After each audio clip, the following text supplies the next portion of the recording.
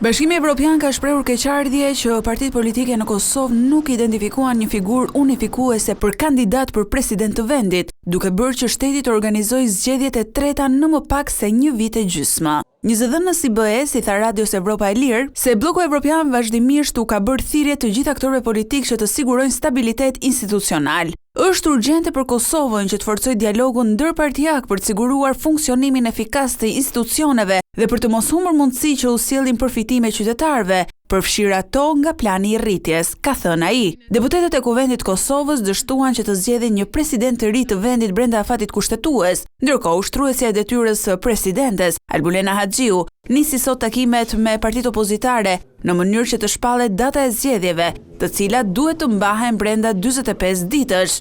Janë vetëm 2 data ku mund të zhvillohen, 31 maj dhe 7 qershori.